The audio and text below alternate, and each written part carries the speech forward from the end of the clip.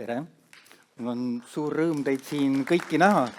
Ma siin Henri kõnet oodates ja vaadates ja ennegi mõtlesin, et kui palju siis teie olete täna investeerinud Fermisse ja mul tuli number umbes 300 000 euri olete te täna see päevaga investeerite siia meie ettevõtmisse, kui võtta teie aeg ja palju teie aeg maksab. Nii et kõik sujub hästi. Tuumafinantseerimine siis. Esiteks, mille jaoks me seda teeme ja mis siis Fermi äriplaan ja ärimudel on. Mul on öeldud tegelikult, Fermi ärimudel on minu poolest üks lihtsamaid, mida ma olen viimase 30 aasta jooksul näinud. Toodame elektrit, müüme elektri maha. Ei ole midagi keerulist. On nii mõnigi ettevõtmine, kes meil siin on ja mis teevad, tükk maad keerulisem. Ja me tahame seda teha kõike järgmise 10 aasta jooksul, et see saaks teoks. Ja sellest hakkavadki erinevad siis asjaolud jooksma. Kuidas me tahame seda finantseerida ja kuidas me seda teeme? Fermi ei ole riik. Fermi ei ole suur olemasolev ajalooline utility. Elektritootja, soojatootja, energiaettevõte. Nii et kuidas selliseid projektis ja selliseid ettevõtteid ajalooliselt ja finantseeritakse projektfinantseerimisega. Tuumaenergeetikas projektfinantseerimine on väljakutse. Seda siiamaani pole seda tehtud, aga mingisugused eeldused ja tahtmised on meil olemas. Mis meil siis on? Ja üks probleem või küsimus, mis kogu selle projektfinantseerimisel ja alustamisel on, aga ikka, et meil on ehitamiseks, arendamiseks kulub aega, aga samas, kui mul saab see elektrijaam valmis, ta toodab 60 pluss 20 aastat, nii nagu tehnikainimesed meil räägivad. Nii et see on päris pikk aeg, mille jooksul võib ja saab raha teenida. Ja selle finantseerimise kuidas siis seda teha, et päeva lõpuks, alustuseks, võib seda täiesti teha oma kapitali pealt, oma raha eest, ajalooliselt pole seda tehtud ja enamus ärisid seda ei taha teha, sest oma kapital on võrdlemisi kallis, kui me paneme kogu selle ehituse ja tuumajaama oma raha eest ja tahame selle pealt teenida, siis see viiks hinna, nähtavasti elektri hinna päris kõrgeks. Nii et me peaksime vaatama laenusid ja võlakirju. Jällegi, seal on omad väljakutsed. Laenud on meil tavapäraselt 20 aasta pikkused, võlakirjad natukene sinna kanti võib olla, aga tuumaelektrijaama eluiga, nagu öeldud, 60–80 aastat võib olla ka pikem. Nii et ma esimese 20 aastaga põhimõtteliselt maksan oma laenud tagasi ja ülejäänud aja mul on jooksutan ilma laenudeta, mis oma kapitali ja kogu selle ettevõtmise teeb suhteliselt kasumlikuks. Aga jällegi, minu probleem on see esimesed aastad. Nii et mul alustuseks on siiski suurimaks probleemiks on siis aeg ja raha alguses. Aga saame sellest üle. Ajalooliselt riigid on finantseerinud seda oma rahast, suured monopolid on teinud seda juba kasutades oma olemasolevat rahavoogu ja üks huvitav näide on ja suhteliselt unikaalne näide maailmas on, mida on soomlased ehk suurettevõtte kooperatiivid Mankala süsteem. Mankala süsteem on olnud Soomes kasutuses nüüd juba 100 aastat ja viimased tuumajaamade ehitused olid samamoodi finantseeritud. Sisuliselt Soome suurettevõtted garanteerisid jaamade kulude katmise, et nemad saavad sealt siis elektris nad kas kasutavad ise ära või müüvad siis välja. Ja ka tuumajaamal on alati oma need kulud on kaetud. Nii et Eestis kahjuks meil selliseid suurettevõtteid ei ole, kes oleks suutelised selle ehitust võtma enda kaela ja selle ise ära finantseerima. Ei tule välja. Nii et sellised ajaloolised finantseerimisvõimalused annavad mingisuguseid vihjeid ja võimalusi, aga jällegi nagu öeldud, me peame leidma oma tee ja lähtuma sellest. Mis me siis vaatame või mis praegu meil nii-öelda võimalused ja eeldused või tahtmised põhimõtteliselt on? Oma kapital, ehk siis investorid, rääkides praegu, esialgu rääkides väga õrnalt pankadega, finantseerijatega, oodatakse omanike panust päris tublilt. Et meil nähtavasti ei tule välja, nagu Saudi Araabias just lõpetatakse 4. plokki, 10 aasta jooksul oma kapital oli umbes 20-30% kogu maksumusest. Meil nähtavasti päris nii hästi välja ei tule. Siis järgmine võimalus, millest me võtame, ma arvan, sabast kinni ja hakkame rääkima, on mitmed riigid on huvitatud oma tehnoloogia, antud juhul ka GE Hitachi, et Ameerika, Kanada, Jaapan, on huvitatud oma ettevõtete heast käigust, edust ja tehnoloogiate ekspordist, ehk siis ekspordikrediidiagentuurid. Ja nendega me oleme juba diskussioone alustanud, mis nende soovid on, mis nägemused on, mida tahetakse näha, mis nõutakse. Ameerika Ühendriikide Exim-panga nõuded on dokumentatsioonile ise juba 100 lehekülge. Aga ma arvan, me elame üle see ja saame hakkama. Ja siis laenud. Eesti pangad, ma arvan, jäävad väikseks. Nii et me peame minema Eestist väljapoole pankade poole ja vaatama, kes siis on maailmas suutelised ja tahtelised tuumaenergeetikat finantseerima. Nii et kõik see töö seisab meil ees.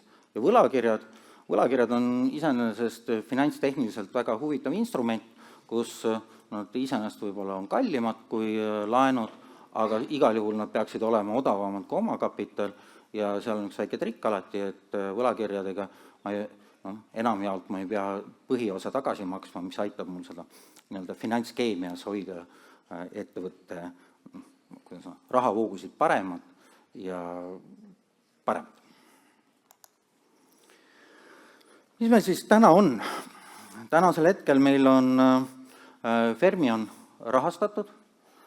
Fermi on tõstnud umbes 6 miljonit euri ajalooliselt, nii et meil on kõikideks nendeks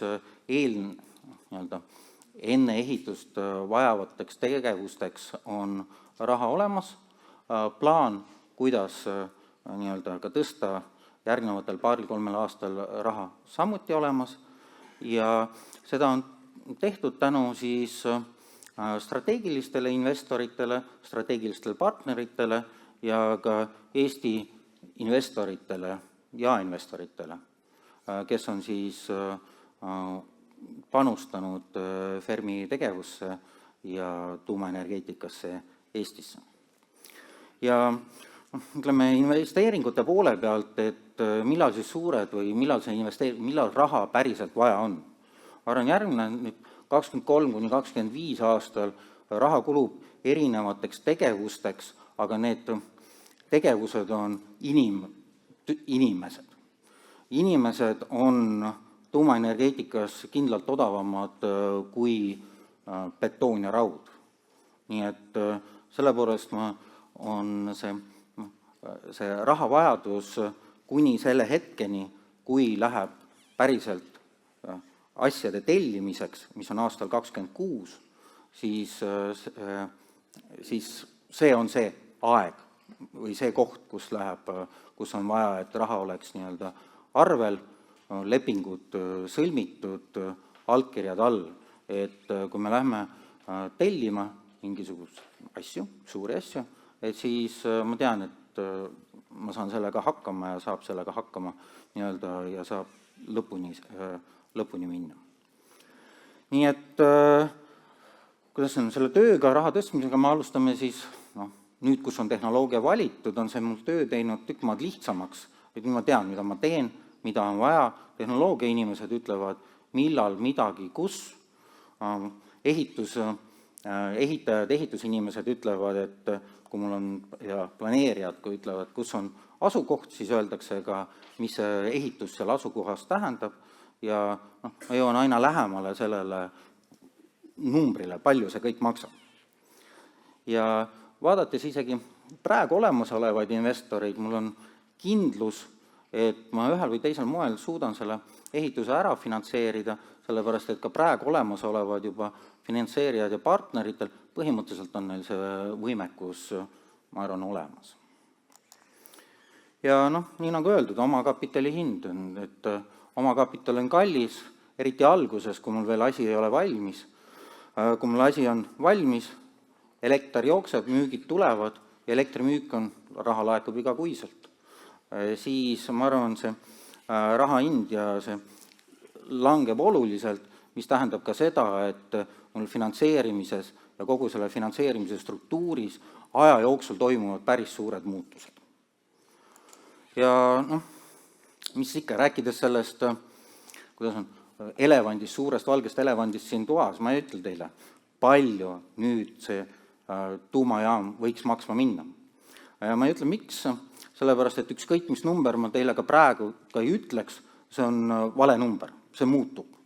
Ja tänases päevas mul on päris palju eeldusi, mis on sisse ehitatud, mis oli meile pakkumises, need eeldused tuleb üle käia, üle kontrollida, sõltuvad asukohast, sõltuvad konkreetselt tellijast, juba ainuüksi ehitamine tehnoloogia, pluss kuna mul raha ei ole vaja praegu ja raha on vaja ja raha maksmine, laenamine alles mõne aasta pärast, mis on intressid, mis hinnaga ma saan raha, on omaette küsimus ja see kõik mõjutab seda jaama kogumaksumust. Aga ma arvan, seda ma saan öelda, et need indikatsioonid, mitte ainult G-l, vaid ka teistel pakkujatel, olid sellised, mis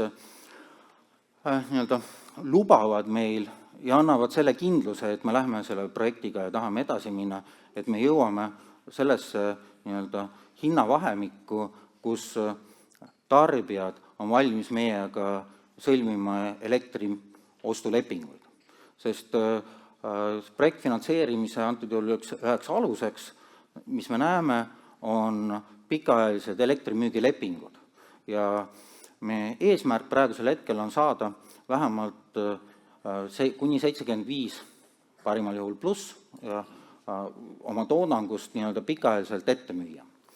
Ja sealt tekib selline huvitav seos, et ma ühelt poolt, mida rohkem ma suudan elektrilepinguid sõlmida, seda nähtavasti paremaid tingimusi ma saan finantseerijatelt, mida madalamat hinda ma saan pakkuda, seda nähtavasti rohkem lepinguid ma saan sõlmida.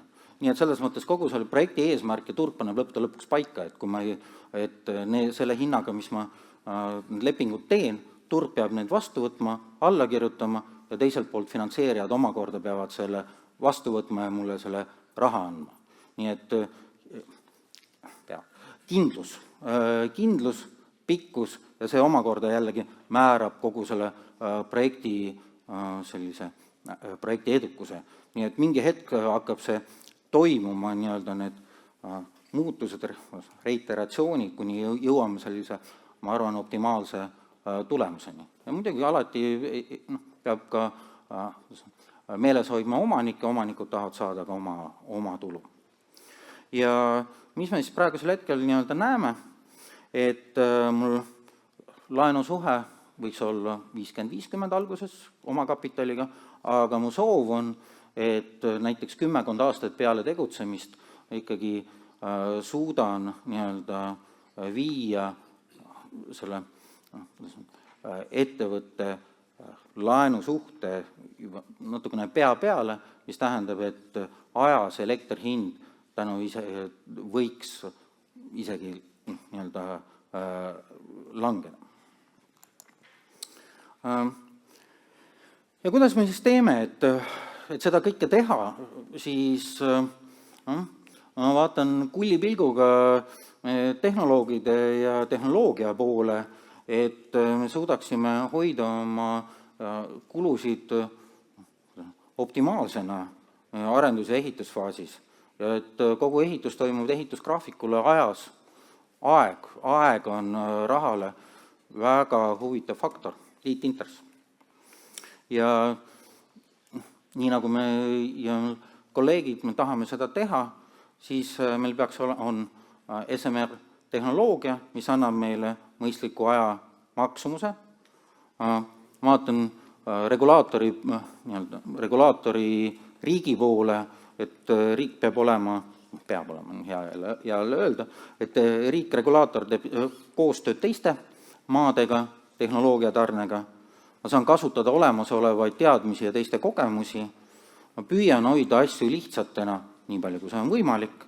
Ja lõppude lõpuks meil on, ma arvan, parim meeskond. Nii et tänud teile aja eest. Kui tahad rääkida, on küsimusi rohkem, siis meil vaheaegadel ja meie seminari lõpus me oleme laua taga ja ootan teid ja räägime konkreetsematest küsimusest. Konkreetsemalt. Aitäh, Peeter!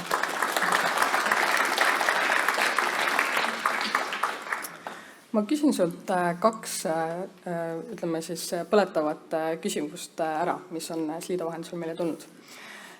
Üks siis on see, et kuidas Fermi-Energia äriplaani sobitub avaliku raha kasutamine ja viidatakse siis EAS-i poolt saadud toetusele? Hästi, nii nagu iga ettevõtte, nii startup, mitte ka väga startup Eestis on maksumaksja. Ma arvan, tulevikus Fermi saab olema päris suur maksumaksja.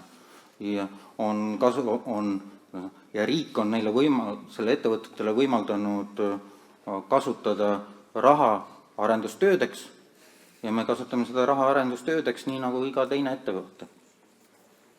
Ja, aitäh. Ja teine küsimus. Kuidas on võimalik kas praegu või veidi hilisemal hetkel osta Fermi-Energia aktsiaid? Ja seda ka siis, ütleme, väiksemates, suuremates erinevates kogustes?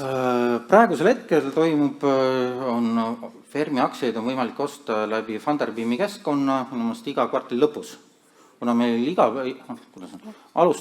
ikkagi jätkuvalt alustav ettevõte, kelle riskid on praegusel hetkel päris suured, et igapäevane kauplemine, ma arvan, ei ole vajalik. Aga iga kvartaalselt ja ma arvan, kui sel hetkel, kui Fermi saab, ma ei oska praegu spekuleerides, puhtalt spekuleerides, asukohaloa, ehitusload, mis iganes muud litsensiload, siis ma arvan, et Fermil on väga tugev börsipotentsiaal. Super, aitäh sulle veel kord!